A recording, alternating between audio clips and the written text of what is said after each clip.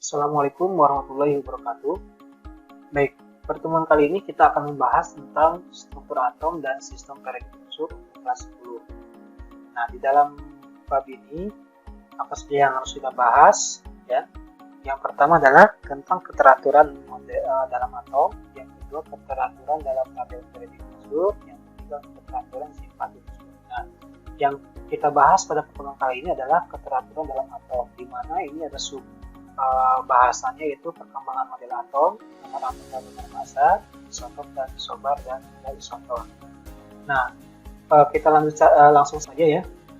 Nah, di dalam pembelajaran kali ini tujuannya adalah kita harus bisa memahami tentang model atom Dalton, Thomson, Rutherford, Bohr, dan mekanika gelombang atau mekanika kuantum. Nah, yang pertama, kenapa kita harus mempelajari model atom? Jelas karena atom itu sendiri sifatnya abstrak, artinya tidak bisa dilihat, maka kita dalam mempelajarinya kita butuh yang namanya pemodelan, ya, supaya untuk memudahkan dalam pembelajaran tentang konsep atom itu sendiri. Nah, perkembangan model atom ini ada beberapa tokoh yang melakukan penelitian terkait tentang model atom itu sendiri. Yang pertama itu adalah model atom Dalton. Dalton ini hidupnya pada tahun 1760 sampai 1844. Nah, tapi pada tahun 1805 John Dalton ini mengemukakan gagasannya tentang atom. Jadi model atom Dalton ini merupakan teori atom pertama yang melandasi data ilmiah, ya, yang dilandasi data ilmiah. Artinya dia mengemukakan model atom itu berdasarkan data. Kan, tidak asal-asalan menyebutkan konsep atom itu sendiri. Nah, Dalton itu mengungkapkan teori tentang model atom sebagai berikut. Nah, ada 5 poin nih. Yang pertama, materi tersusun dari partikel-partikel terkecil yang tidak dapat dibagi-bagi lagi. Artinya disebut atom. Nah, yang digambarkan sebagai bola pejal yang sangat kecil. Nah, coba perhatikan di sini. Ada sebuah bola pejal. Nah, ini namanya model atom menurut Dalton. Jadi atom itu digambarkan seperti ini, seperti bola pejal modelnya ya, seperti itu. Nah, yang kedua, unsur adalah materi yang tersusun dari atom-atom yang sejenis dengan massa dan sifat yang sama. Jadi menurut Dalton itu unsur itu adalah sebuah materi. Materi itu apa? Zat yang dapat menempati ruang dan juga memiliki massa gitu kan, seperti itu. Nah, yang poin ketiga adalah atom suatu unsur tidak diubah menjadi atom unsur lain. Misalnya besi tidak dapat dirubah menjadi emas. Jelas ya, unsur besi tidak bisa dirubah menjadi unsur emas. Itu menurut Dalton. Yang keempat, bahwa senyawa itu adalah materi yang tersusun dua jenis atom atau lebih dengan perbandingan tetap. Nah, ini disebut senyawa itu artinya materi yang tersusun dua jenis atom atau lebih, ya, seperti itu. Nah, yang terakhir adalah bahwa atom itu tidak dapat diciptakan dan tidak dapat dimusnahkan. Nah, pada reaksi kimia hanya terjadi penataan ulang dari atom-atom yang terlibat dalam reaksi tersebut. Nah, dari kelima poin teori tentang model atom Dalton ini ternyata memiliki kelebihan dan kelemahan. Nah, kelebihannya yaitu model atom Dalton itu adalah dapat menerangkan hukum kekekalan massa atau hukum Lavoisier dan dapat menerangkan hukum perbandingan tetap atau hukum Gauss serta menumbuhkan minat terhadap penelitian mengenai model atom. Jelas. Nah, jadi inilah cikal bakal munculnya teori model atom yang baru. Artinya menumbuhkan motivasi bagi peneliti gitu kan untuk mengenal model atom itu sendiri. Sedangkan kelemahannya itu tidak dapat menerangkan suatu larutan, dapat mengatakan listrik dan berdasarkan percobaan. Nah, atom-atom dari unsur yang sama dapat mempunyai massa yang berbeda. Ini kelemahan dari model atom Dalton ya. Nah, berangkat dari kelemahan inilah muncul tokoh-tokoh baru yang mengembangkan model atom berikutnya, yaitu model atom J.J. Thomson. Nah, jadi inilah yang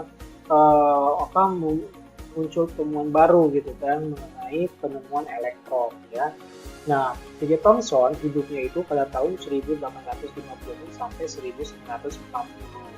Nah, pada tahun 1897, J.J. Thomson itu melanjutkan eksperimen William Crookes terkait tabung sinar katoda. Nah, jadi si J.J. Thomson itu hanya memodifikasi ya eksperimen dari William Crookes dengan menambahkan lempengan kondensor bermuatan listrik dan juga layar yang dapat mengendap dan juga medan magnet. Nah, ternyata hasil percobaan J.J. Thomson ini menunjukkan bahwa sinar katode itu dapat dibelokkan ke arah kutub positif medan listrik. Nah, hal ini membuktikan terdapat partikel bermuatan negatif dalam suatu atom atau disebut elektron. Nah, sinar katode adalah berkas partikel yang bermuatan negatif atau berkas elektron yang terdapat pada setiap materi. Nah, coba perhatikan, inilah bagian-bagian rancangan percobaan tabung sinar katode menurut J.J. Thomson yang sudah dimodifikasi. Nah, keterangannya bisa dilihat ya. C ini di sini adalah sebagai katoda, A ini sebagai anode, E ini sebagai lempeng kondensor bermuatan listrik. Artinya diberi gaya listrik ya. Berikutnya di sini ada magnet, artinya di sini diberi gaya magnet. Dan juga di sini ada layar yang dapat berkendar ya, seperti itu. Nah, untuk lebih memahami dari eksperimen percobaan tabung sinar katode J.J. Thomson, maka coba perhatikan animasi pertama ini ya.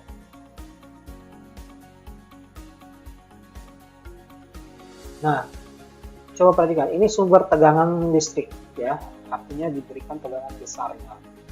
Muncul yang namanya sinar katode dari katode menuju anode. Nah, ini sebelum diberikan perlakuan, ini sinarnya lurus, artinya horizontal ya. Nah, tapi setelah diberi perlakuan oleh J.J. Thomson dengan mendekatkan sebuah gaya listrik, maka si sinar katode ini dibelokkan menuju kutub yang bermuatan positif. Nah, jadi dapat disimpulkan ternyata si sinar katode ini mengandung muatan elektron. Kenapa elektron? Karena elektron dengan proton kalau ketemu pasti tarik menarik, sehingga si sinar ini dibelokkan ke bawah, yaitu ke kutub positif ya, bisa dilihat. Bisa dilihat ya.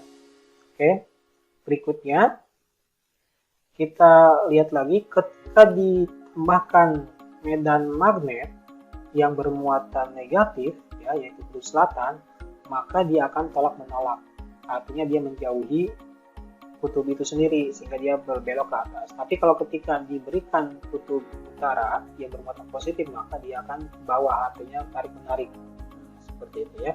Nah, jadi menyatakan disimpulkan bahwa sinar katode ini mengandung yang namanya muatan elektron ya, seperti itu.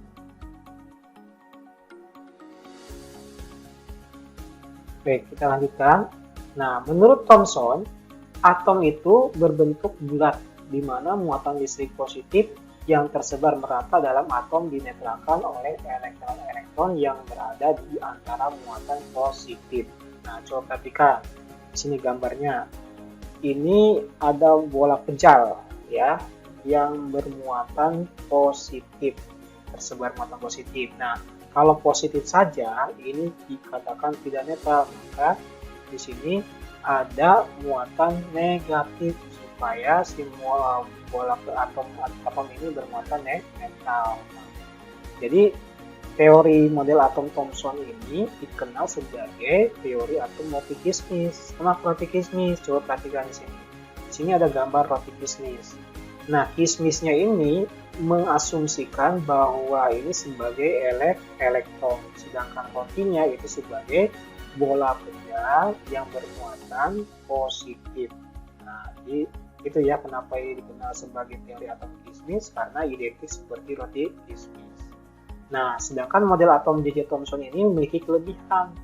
Kelebihannya yaitu dapat menerangkan adanya partikel yang lebih kecil dari atom yang disebut partikel subatomik. Nah, yang awalnya Dalton itu hanya menyatakan bola kejal. Nah, di sini ada perkembangan baru ya, model atomnya ada ada kemajuan. Nah, karena ditemukannya sebuah elektron oleh DJ Thomson.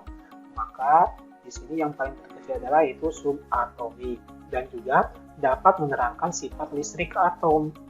Kenapa elektron sinar katoda itu bisa dibelokkan? Karena dia adanya tarik-menarik antara positif dan negatif. Nah, sedangkan di Dalton itu ada kelemahannya, itu tidak bisa menjelaskan adanya arus listrik atau seperti itu.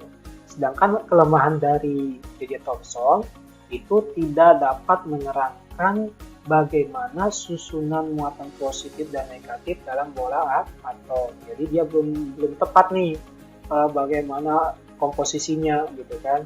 Nah, maka dari berangkat dari kelemahan inilah muncul teori atau model atom baru yang dikembangkan, itu model atom Ernest Rutherford, yaitu pada tahun 1871 sampai 1937.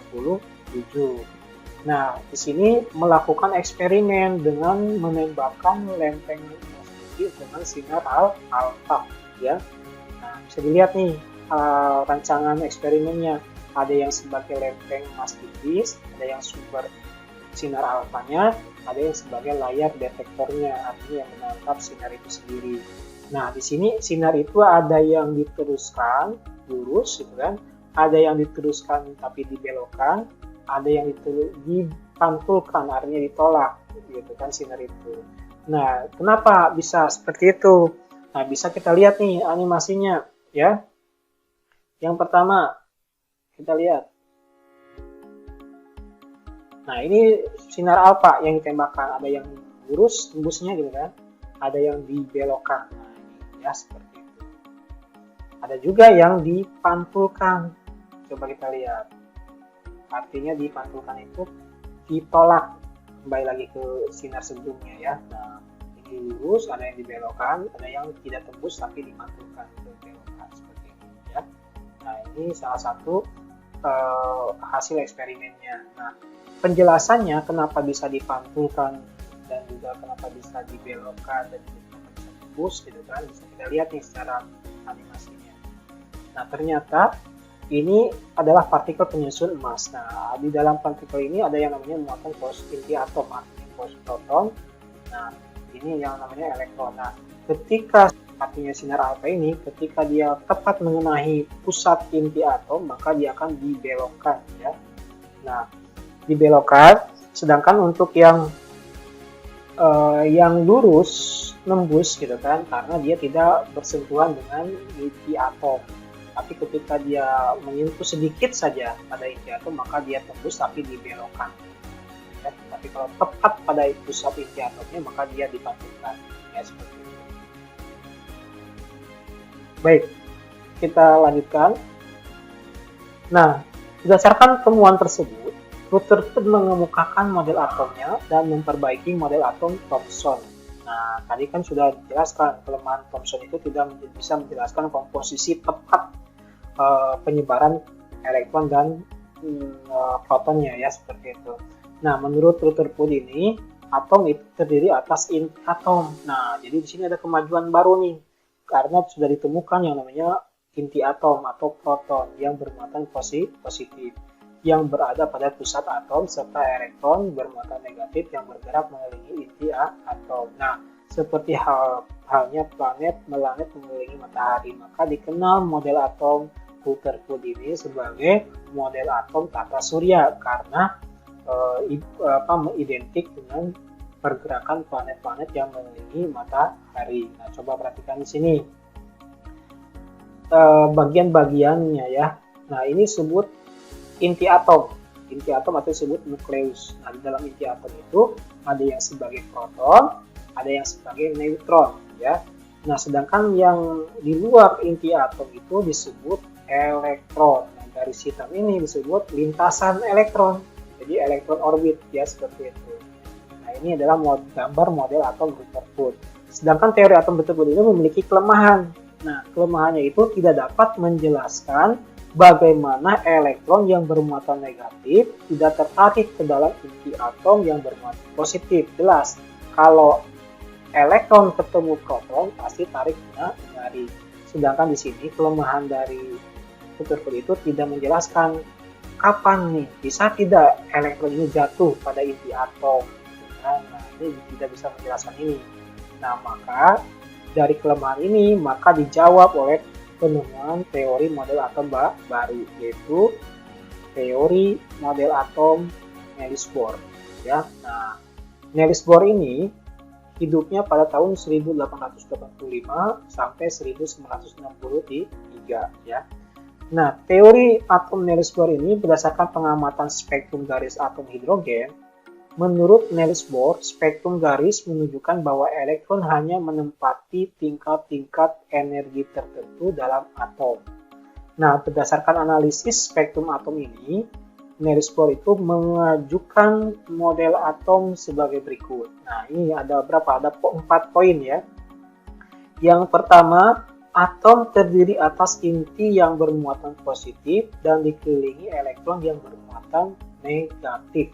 Nah, elektron itu bergerak mengelilingi inti atom pada lintasan atau orbit kulit berbentuk lingkaran yang mempunyai tingkat energi tertentu. Nah, ini sebagai inti atom. Ini orbitnya, orbit elektronnya. Jadi elektron itu seperti tata surya mengelilingi inti atom ya, seperti itu. Coba kita lihat animasinya ya, biar lebih paham maksudnya seperti apa. Nah, ini inti atom, sedangkan elektron mengelilingi bentuk lingkaran mengelilingi inti atom seperti tata surya ya.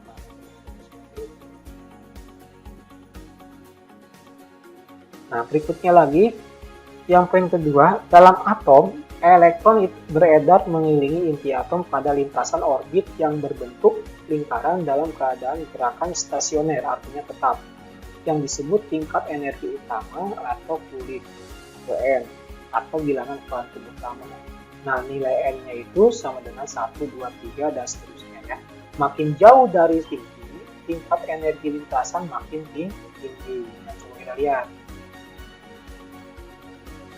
Nah ya, ini inti atom, ini elektron. Nah, yang biru ini adalah lintasan elektron atau orbit.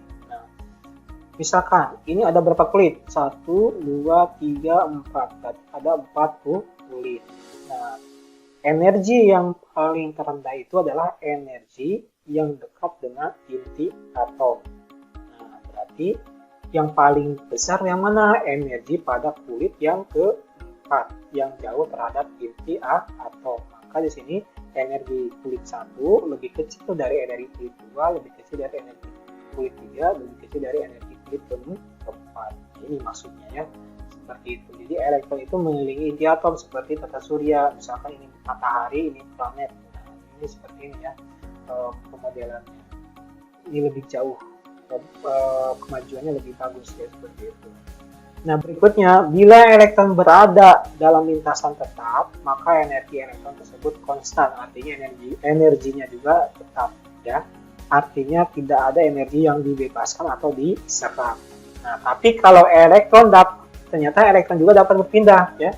Berpindah dari lintasan ke satu ke lintasan yang berikutnya. Nah, jadi dari lintasan, kalau perpindahannya dari lintasan berenergi lebih tinggi, nah maka lintasannya lebih luar, nah maka ke lintasan berenergi lebih rendah, maka di sini akan melepas energi sebagai sinar. Nah, jadi elektron itu kalau berpindah dari kulit dari kulit yang besar ke kulit yang terendah, maka dia akan melepas energi sebagai sinar. Tapi kalau dia berpindah dari energi yang rendah ke energi yang lebih tinggi, artinya kulit satu ke kulit 2, maka dia akan menarik energi karena kulit yang terluar itu butuh energi yang paling besar ya, seperti itu, karena jauh terhadap inti atom. Nah, bisa kita lihat animasinya ya. Nah, ini perhatikan, ini proses eksitasi dari elektron ya, artinya perpindahan elektron dari lintasan satu ke lintasan kedua. Nah, ketika si elektron pada energi yang terendah, di sini di kulit 1, dia akan menyerap energi untuk berpindah ke kulit yang kedua. Ketika dia berputar, kehabisan energi, artinya energi itu dilepas, sehingga akan kembali lagi ke kulit yang paling terendah, yaitu dekat dengan inti atom, ya seperti itu. Berikutnya model atom modern atau mekanika kuantum. Nah, model atom modern atau mekanika kuantum ini dikembangkan berdasarkan teori mekanika kuantum yang disebut mekanika gelombang. Nah, ini diprakarsai oleh 3 ahli ya yang berkaitan dengan mekanika gelombang. Yang pertama adalah Louis Victor Dubreuil. Nah, ini menyatakan bahwa materi itu mempunyai 2 sifat, yaitu sebagai materi dan sebagai gelombang. Apa maksudnya?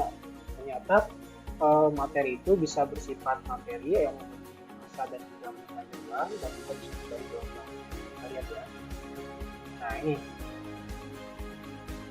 sebagai materi dan ini sebagai gelombang, artinya pergerakannya seperti gelombang. Sedangkan menurut Werner Heisenberg mengemukakan prinsip ketidakpastian untuk materi yang bersifat sebagai partikel dan gelombang. Jarak atau elektron yang mengelilingi inti hanya dapat ditemukan dengan kemungkinan saja, artinya kebolehjadian ditemukannya elektron. Nah, ini menurut Heisenberg. Nah, sehingga pemodelannya gambarnya seperti ini, titik-titik, ada yang tebal ya, radial ya. Nah, ini maka di sini kebolehjadian ditemukannya inti atom. Sedangkan yang ini yang radial, yang keluar, nah ini kebolehjadiannya ditemukannya sebuah elektron. Maka ini dikenal sebagai awan elektron di sekitar inti atom. Ya, seperti itu. Ini model atom modern. Nah, yang ketiga, ini menurut Erwin Schrödinger. Nah, ini menyempurnakan model atom Bohr. Jadi model atom Bohr itu hanya bisa menjelaskan yang berelektron kecil ya. Tapi kalau perkembangan model atom mekanika kuantum ini bisa menjelaskan elektron yang banyak. Nah, maka ini berhasil menyusun persamaan gelombang untuk elektron dengan menggunakan prinsip mekanika gelombang. Nah, elektron-elektron yang mengelilingi inti terdapat di dalam suatu orbital, yaitu daerah 3 dimensi di sekitar inti, di mana elektron dengan energi tertentu kemungkinan terbesar dapat ditemukan. Nah, pada tahun 1927, Erwin Schrödinger mengemukakan teori atom yang disebut teori atom mekanika kuantum atau mekanika gelombang. Nah, dikenal sebagai model atom modern. Nah, atom terdiri atas inti atom yang mengandung proton dan neutron, sedangkan elektron bergerak mengitari inti atom dan berada pada orbital tertentu yang membentuk atom. Nah, orbital itu apa? Orbital itu adalah daerah 3 dimensi di sekitar inti di mana dengan energi tertentu dapat ditemukan dengan kemungkinan terbesar. Nah, kedudukan elektron pada orbital-orbitalnya dinyatakan dengan bilangan kuantum. Nah, bilangan kuantum nanti kita bahas di pertemuan berikutnya.